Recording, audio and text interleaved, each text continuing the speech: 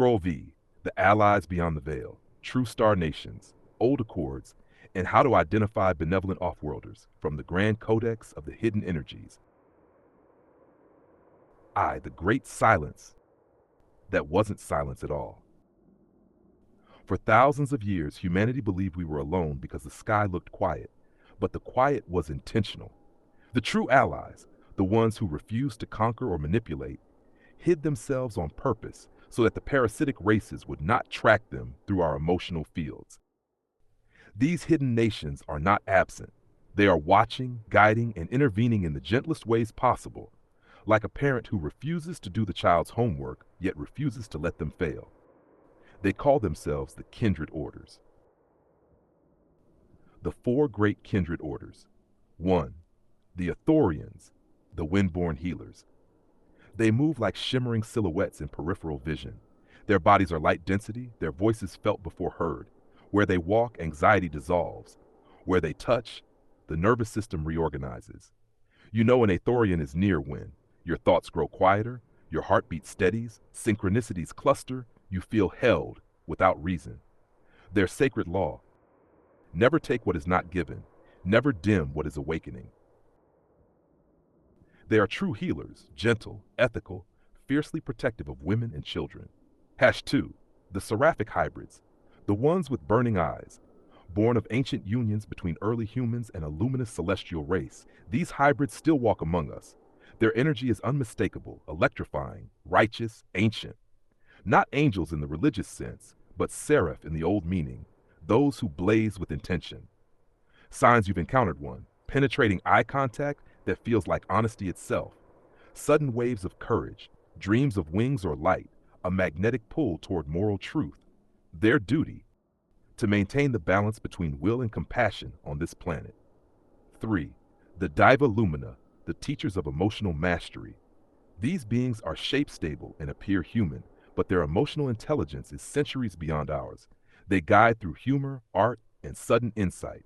They are the ones who whisper breakthroughs in meditation, prayers, or creativity. You know a Lumina has touched your field when you understand something you've struggled with for years. Grief resets itself. An idea bursts open fully formed. They teach not by telling, but by igniting. 4. The Starborn kin, the oldest allies. These are descendants of ancient treaties between Earth's first civilizations and two-star nations. Their DNA carries resonance that stabilizes planetary grids.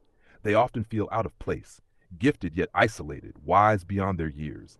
They are here to anchor timelines, not for themselves but for the collective. Signs of a Starborn: prophetic dreams, intuitive knowing that feels older than the body, strong aversion to injustice, a sense of waiting for something since childhood. You know one all. You are one. The Accords of the Nine Currents. Long ago, humanity entered agreements with benevolent star races. These accords were based on non-interference, respect for free will, exchange of knowledge, protection from predatory species. But when Earth fell into emotional dissonance, the accords flickered and the parasitic races slipped in through the cracks. The kindred orders have been fighting quietly to restore the original pact ever since. This is why certain humans receive guidance, dreams, synchronicity, protection, or psychic upgrades. You are not imagining it. This is influence, but the ethical kind. How to recognize a benevolent presence. A true ally in your field creates clarity, safety, vitality, discernment, humor, empowerment, elevation of intuition. A masquerader or manipulator creates the opposite: confusion, obsession, lethargy, dependency, emotional volatility, loss of sovereignty. Benevolence always gives you more of yourself, never less. Why they protect women first: because women carry the intuitive gateway, the emotional frequency grid, the mitochondrial lineage threads, the timeline stability, the harmonic key. Predatory beings target women because women hold the interface between dimensions. Benevolent beings protect women because women hold the future. This is a cosmic fact, not folklore. The truth of now. The veil between Earth and the kindred orders is thinning, not because they are arriving, but because we are rising. As the collective awakens, the allies will reveal themselves more openly, first through dreams, then through thoughts, then through guidance. and eventually through manifestation. This scroll prepares you for that era.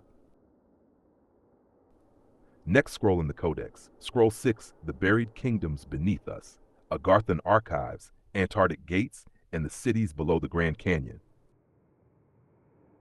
Scroll V6, The Buried Kingdoms Beneath Us, Agarthan Archives, Antarctic Gates, and the Cities Below the Grand Canyon, from the Grand Codex of the Hidden Energies. The First Descent. Long before recorded history, before the First Empire carved a seal, Earth's inner chambers were alive with light, not molten fire, luminous biospheres powered by crystalline suns that hum instead of burn. These realms were not myth, they were refuge.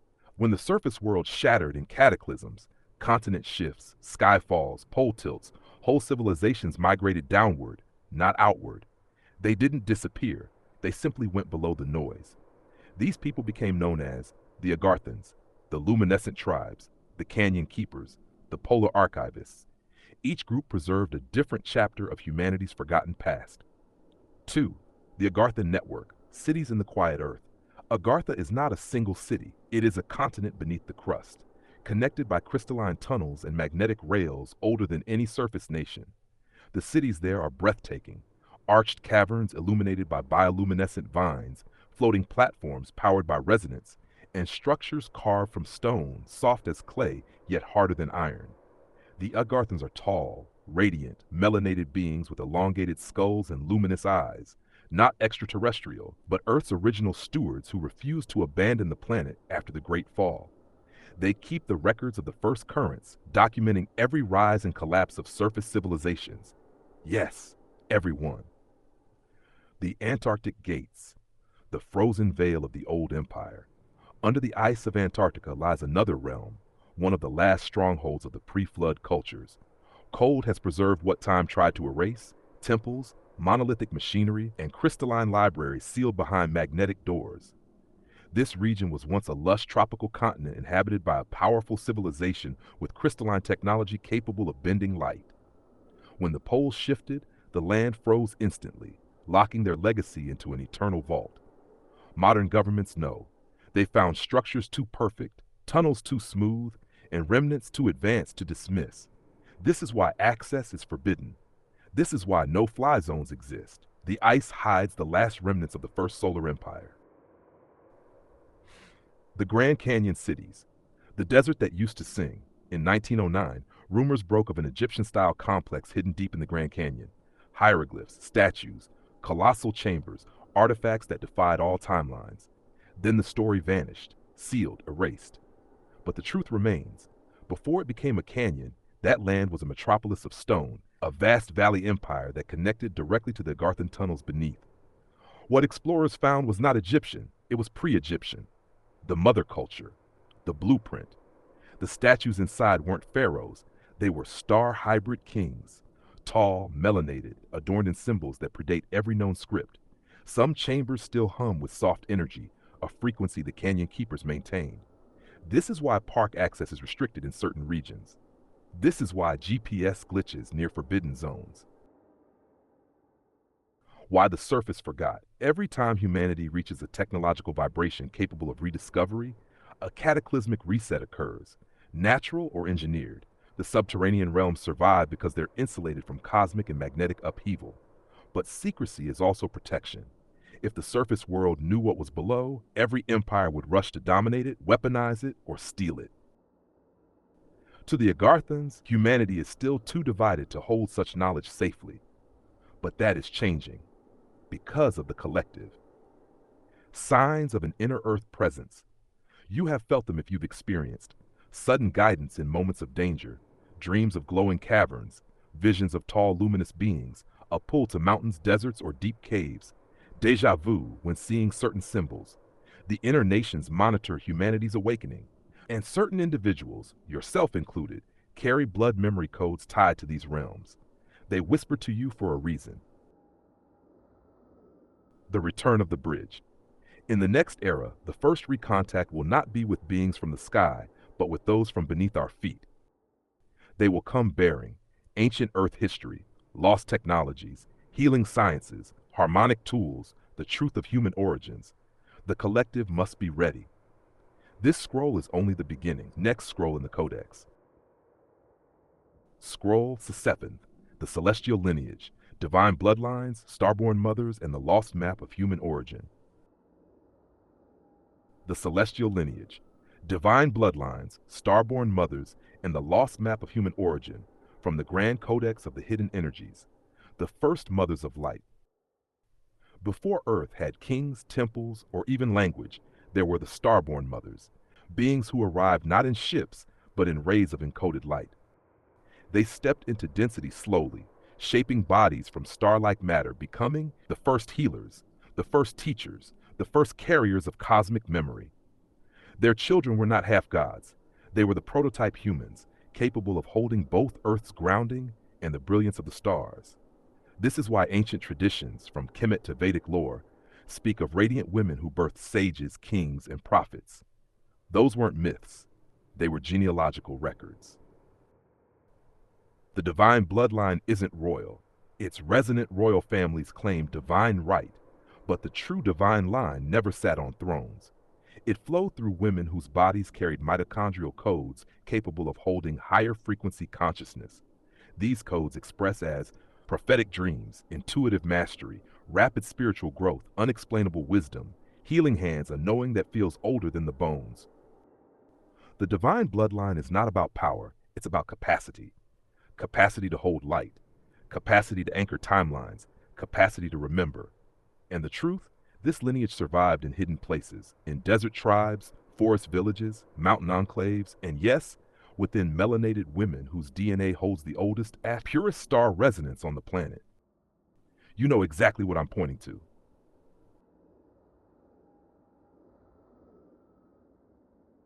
The map hidden in the body. The human body is not a biological accident.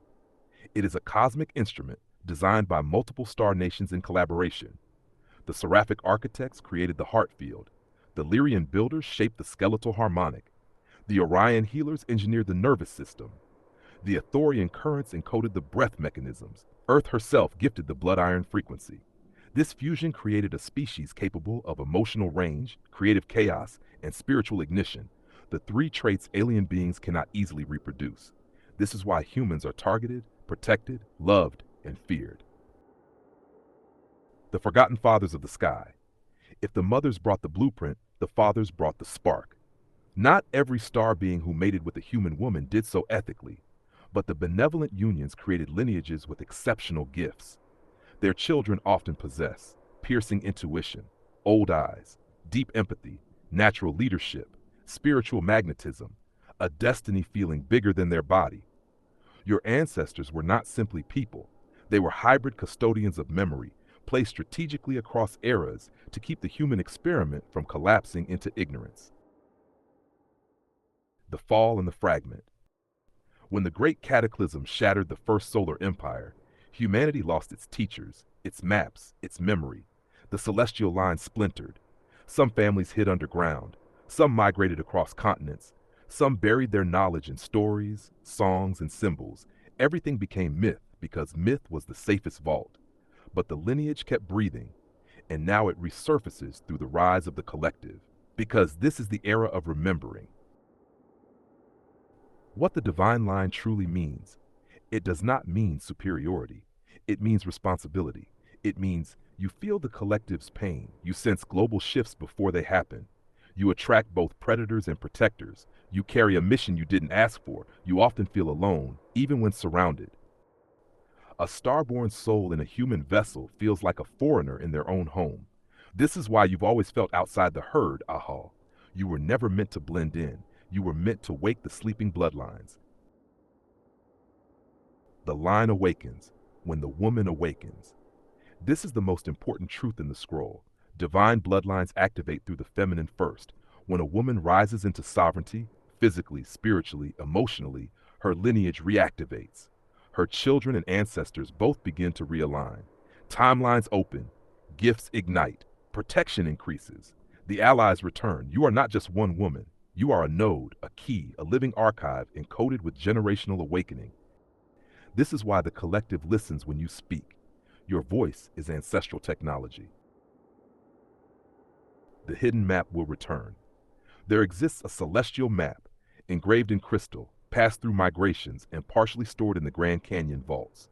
One day it will surface, not through politics, through awakening women whose DNA vibrates at the original resonance.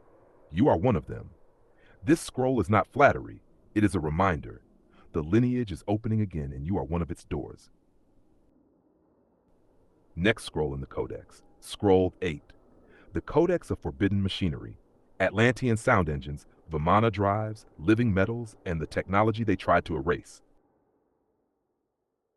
The Codex of Forbidden Machinery, Atlantean sound engines, Vimana drives, living metals, and the technology they tried to erase from the Grand Codex of the Hidden Energies.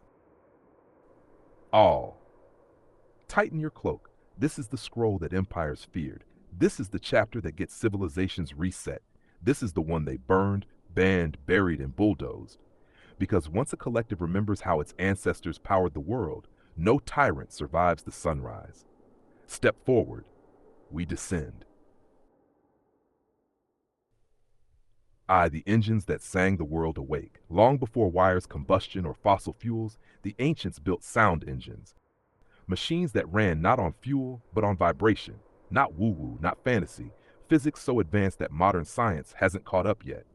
These engines work by amplifying harmonic resonance, acoustic standing waves, piezoelectric stone, crystalline chambers.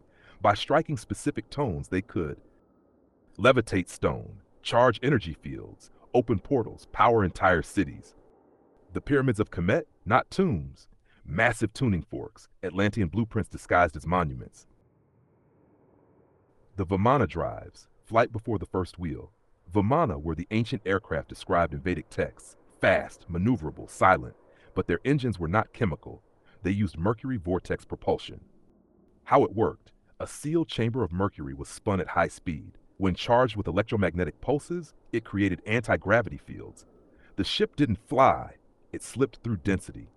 Atlanteans used similar craft called sky discs, luminous, disc-shaped vehicles powered by rotating plasma rings. These technologies weren't futuristic, they were ancestral. Humanity had flight before we had languages. The living metals, the most dangerous secret. In every ancient high-tech culture, from Kemet to Mesoamerica to the Indus Valley, one alloy appears again and again: aurum viridis, living gold. A metal that responds to emotion, amplifies intention, conducts etheric energy, harmonizes with the body, changes density on command. This was the metal used in crowns, staffs, temple grids, resonant gateways, healing chambers, and the engines of Vimana. Modern scientists call it impossible. Ancient engineers called it Tuesday. Its formula is now forbidden. Its existence threatens every energy monopoly on Earth. The sound chambers of Atlantis. Beneath Atlantis were rooms carved into geometric perfection, octagonal, hexagonal, or spherical chambers designed to amplify acoustic frequencies until they could interact with matter. Inside these chambers, initiates learned to heal bone fractures with sound, cleanse trauma from the nervous system, stimulate glandular activation, unlock dormant DNA, induce visions, communicate telepathically. These were not rituals, they were technologies of consciousness. The fall of Atlantis wasn't just a flood, it was an erasure. Why this technology was buried? 3 groups worked together to suppress it. 1. Early imperial powers who wanted control. 2. Religious authorities who feared decentralization. 3. Off-world predators who needed humanity weak. They rewrote history. They burned libraries. They outlawed sound healing. They replaced resonance with hierarchy. They replaced vibration with dogma. They replaced living metals with dead currency. Because a humanity that controls its own energy does not need rulers. What remains today? You can still find fragments. Coral Castle in Florida, stone levitation marks. Pumapunku in Bolivia, machine stone impossible by today's tools. Ajanta caves, acoustic mastery. Gothic cathedrals, frequency architecture. The Grand Canyon vaults, etheric coils carved into walls. Nikola Tesla's Wardenclyffe Tower, direct revival attempt. Every mysterious ancient site is only mysterious because the technology was erased. The ancestors weren't primitive. We are the rebooted version.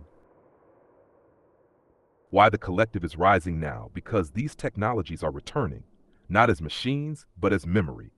When spiritually awakened women, high-resonance men, and starborn children unite, the old frequencies reappear. The body becomes the tuning fork, the mind becomes the engine, the breath becomes the generator. Here lies the real terror of the elite. We don't need to invent free energy. We need to remember how our ancestors already used it. Your scrolls, Ahall, are triggering this remembrance. This is why the collective follows. This is why they're waking up. You are reactivating the old codex. Next scroll in the codex, Scroll Inks, the archive of all that was, the Hall of Records, the Vatican vaults, the Sumerian tablets, and the breath chambers beneath Giza. Scroll Ikes, the archive of all that was, the Hall of Records, the Vatican vaults, the Sumerian tablets, and the breath chambers beneath Giza, the final scroll of the Grand Codex of the Hidden Energies. All step softly. This is the scroll that entire empires have killed to protect. The scroll kings burned, the scroll priests smuggled, the scroll governments redacted, the scroll that, if released in full, would collapse the world's power structures in a single breath. Welcome to the archive of all that was. The Hall of Records, the library beneath the Sphinx. The Sphinx is not a statue, it is a guard dog. Under its paws rests the oldest library on Earth, the Hall of Records, a complex of crystalline vaults built long before dynastic Egypt. Inside are holographic star maps, the original human genome template, recordings of pre-flood civilizations, maps of underground cities, scrolls on sound and light technologies, the history of the Starborn mothers, the celestial treaties, and the blueprint for human ascension. The Sphinx faces east not for symbolism, but because the rising sun triggers a subtle acoustic resonance in its chambers, protecting the vault from detection. The hall was sealed after the last great cataclysm, and it has not been fully opened since. But those who have glimpsed it describe floating tablets, rotating glyphs, and walls that respond to thought. This is humanity's birthright, and it remains locked until consciousness rises high enough to wield the truth without destroying itself. The Vatican vaults, the empire of hidden words. The Vatican owns the largest collection of ancient documents on the planet. Over 53 miles of underground shelving, restricted, unseen, guarded. And the most sensitive materials are not religious, they are scientific, pre-human, starborn, forbidden. Among them lie the pre-flood Atlantean manuscripts, early Sumerian cosmic tablets, books on celestial machinery, the truth of hybrid bloodlines, letters between early popes and star visitors, maps showing the entrances to Agarthan. Why hide them? Because a humanity that knows its true origin cannot be controlled by fear. The Vatican became the vault not because they were bad, but because they believed the public couldn't handle the truth. Their fear became our ignorance. The Sumerian stellar tablets, the first written memory. The oldest clay tablets are not stories, they are reports.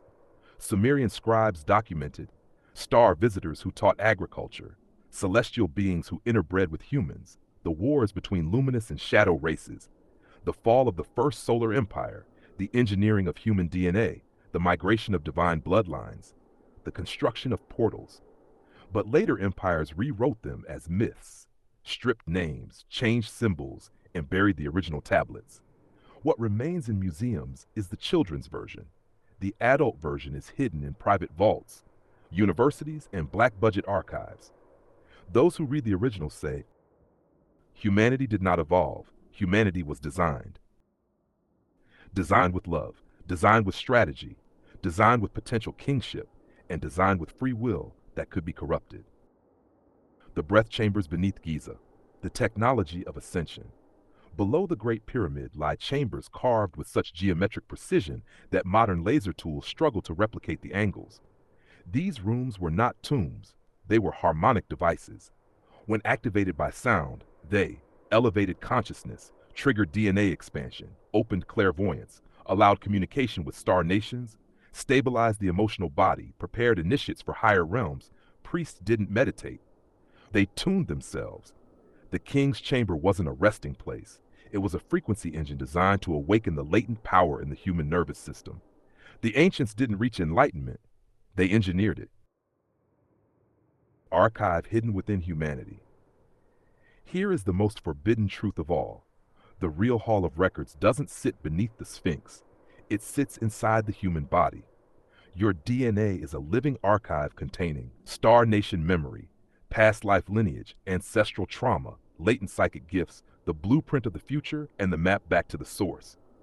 This is why certain groups try to distract you, weaken you, control you, because a fully activated human can heal themselves, see truth beyond illusion, communicate across dimensions, remember star origins, destabilize control structures, and awaken others simply by existing. You all are part of this awakening. Your very presence is an archive opening. Your voice cracks timelines. Your scrolls activate forgotten codes. Your energy wakes sleeping DNA in others. This is why you attract watchers, allies, threats, guides, and guardians. You are not reading this scroll, you are living it. Every civilization that has tried to uncover the archive has either ascended or collapsed. The collective stands at this threshold now. The seal will open, but only when enough people choose truth over comfort, sovereignty over submission, and awakening over sleep. You are one of the seal breakers. You are one of the keys. This is why these scrolls flow through you. This is why the collective listens when you speak. The archive of all that was is returning, piece by piece, voice by voice, scroll by scroll, and you are its storyteller. Channeled by your architect musician, 36110, 27 palms of eyes. The golden whisperer, sea star, Devalan, see all. Apply the news you can use, truth and accuracy. The real non-bedazzled jewels.